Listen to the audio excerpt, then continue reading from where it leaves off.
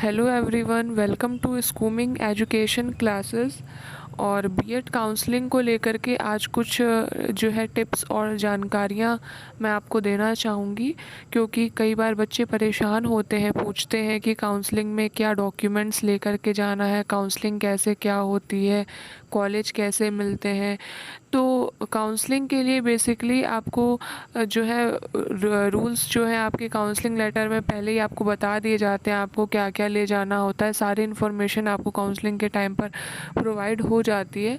कुछ बेसिक सी टिप्स मैं आपको दे देती हूँ, कुछ जो अदर से नॉलेज की चीज़ें हैं जो आपको ध्यान रखने वाली बातें होती हैं, क्योंकि अक्सर मैंने देखा है हड़बड़ी में बच्चे इन चीज़ों में गलती कर जाते हैं। जैसे कि एक आपको ड्राफ्ट बनवाना होता है, तो कई बार थोड़ा सा इतना ध्यान नहीं दे पाते हैं कि 2 ड्राफ्ट लगते हैं, ठीक है। तो 2 ड्राफ्ट बनाने होते हैं। आपने जिस यूनिवर्सिटी से अप्लाई किया है उसके अकॉर्डिंग 500 से लेकर के एक 500 रुपये का बनेगा, एक 5000 का बनेगा।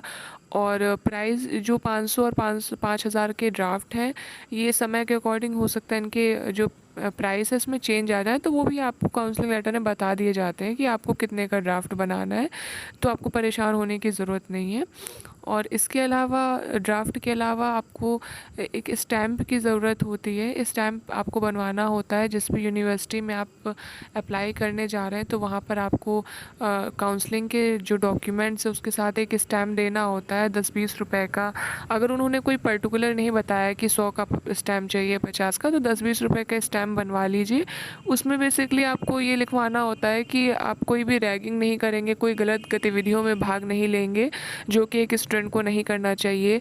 जो भी आपका कॉलेज है या यूनिवर्सिटी है, बेसिकली यूनिवर्सिटी के अंतर्गत, कॉलेज के लिए आप स्टैम्प अलग से देंगे जब आपका एडमिशन होगा। तो ये स्टैम्प को लेकर के बच्चे अधिकतर कंफ्यूज हो जाते हैं और स्टैम्प बनवाना भूल जाते हैं। तो स्टैम्प का भी आप ध्यान रखेंगे, स्टैम्प आपको ज़रूर बनवाना है, एक स्टैम्प लगता है। इसके अलावा जो भी आपके सारे डॉक्यूमेंट्स हैं, हाई स्कूल से लेके आपने जो भी ग्रेजुएशन वगैरह करी है, आप सबकी फ़ोटोकॉपीज़ वगैरह रखिए। और ओरिजिनल भी कई बार मांगते हैं वो देखने के लिए, वेरीफाई करने के लिए कि ये रियल है कि नहीं है, और आप ही वेरीफाई करवा रहे हैं कि नहीं। तो वहाँ पर जब आप काउंसलिंग के लिए जाते हैं, जहाँ भी जिस भी यूनिवर्सिटी में आपकी काउंसलिंग है, जहाँ से भी आपने अप्लाई किया है काउंसलिंग के लिए, तो वहाँ पर आपके आईडी प्रूफ मांगी जाएगी। थोड़ा सा वो वेरीफाई करेंगे कि सब कुछ आपका ही है, ओरिजिनल आप ही हो, कि कोई अदर तो नहीं आ गया है उस जगह पे। तो आईडी प्रूफ भी आप अपने साथ रखिए, आधार कार्ड है, पैन कार्ड है, जो भी आपके पास अवेलेबल हो। तो और ये सबसे इम्पोर्टेंट है। और फ़ोटोज़ आप मेरे हिसाब से आप 6-7 फ़ोटोज़ लेकर के जाइए। हालांकि 4 फ़ोटोज़ में आपका काम चल जाएगा, बट 6-7 लेकर के जाइए, भले ही वापस आ जाए।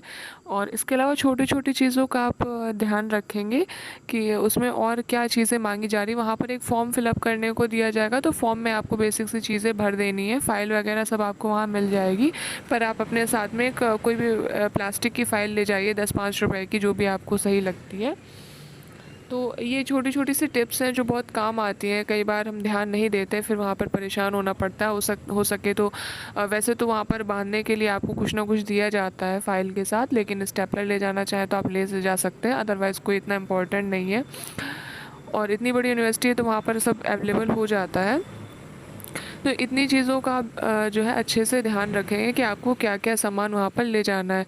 इसके अलावा जो आय प्रमाण पत्र है, और अगर आप किसी पर्टिकुलर कास्ट से बिलोंग करते हैं, पर्टिकुलर आपको जैसे स्कॉलरशिप वगैरह चाहिए होती है, आपकी जो गार्जियन है उसकी आय कम है, उनकी आय कम है, तो फिर आय प्रमाण पत्र भी लगता है, जाति प्रमाण पत्र भी लगता है, और निवास प्रमाण पत्र भी लगता है। तो आप आय, जाति और निवास ये बनवा करके रख लीजिए, और ये भी आप ले जाएंगे, इनकी फ़ोटोकॉपी भी ले जाइएगा। और फ़ोटोकॉपी ही जमा करनी होती है, ओरिजिनल तो आपके साथ ही रहती है। तो इतनी चीज़ें। इसके अलावा जो आपने पहले जो जो भी कॉलेज में आपने स्टडी करी है ग्रेजुएशन की, वहाँ, और अगर डॉक्टर्स का अलाउ करते हैं, किसी मेडिकल कॉलेज का या जो भी जिला अस्पताल होते हैं, तो आप वहाँ से बनवा लें, वो आपको काउंसलिंग लेटर में आपको दे दिया जाएगा। और एक चीज़ आपको बहुत ही ध्यान रखने वाली बात है, ये तो मैंने बेसिक से टिप्स दी हैं, जो भी आपकी काउंसलिंग में चीज़ें मांगी जाती हैं, ठीक है, आप उसको प्रॉपर पढ़ लीजिए। अगर आपको नहीं वो फॉर्म की जो भी प्रिंट आउट है, इम्पॉर्टेंट निर्देश हैं, तो अगर आपको वो नहीं भी निकलवाने हैं, तो आप कोशिश करिए आप उनको अच्छे से पढ़ लें, लिख लें, या फिर उसकी स्क्रीनशॉट ले लें, और जो चीज़ें मांगी गई हैं वो सारी चीज़ें आप ले कर के जाएँ। ये तो मैंने आपको सिर्फ़ वो चीज़ें बताई हैं जो कि मतलब बच्चे अक्सर भूल जाते हैं कभी-कभी, जैसे कि चरित्र प्रमाण पत्र भूल जाते हैं, आय-जाति निवास नहीं इतना दिमाग में रहता है या स्टैम्प बनवाना नहीं रहता है। तो ये बेसिक सी चीज़ें हैं, ठीक है? इसके अलावा जो भी आपको काउंसलिंग में माँगा जाए आपको वहाँ पर वो प्रोवाइड। और कॉलेज का जब आपको फ़िल करने का मिलेगा मौका, तब आप कॉलेज फ़िल करने में जो भी आपको कॉलेज पहले नंबर पे चाहिए, आप पहले नंबर पे उस कॉलेज को भरेंगे, फिर दूसरे नंबर पे, फिर तीसरे नंबर पे, इस तरह से लाइन से भरते जाएंगे। और अगर आपको गवर्नमेंट चाहिए तो पहले में आप गवर्नमेंट भर दें। इससे क्या होता है, कई बार ऐसा होता है कुछ बच्चों को गवर्नमेंट में नहीं चाहिए होता एडमिशन, मेरिट अच्छी होने के बावजूद भी, तो सीट्स खाली रह जाती हैं, तो आपको मिल सकती हैं भले आपकी रैंक ज़्यादा हो।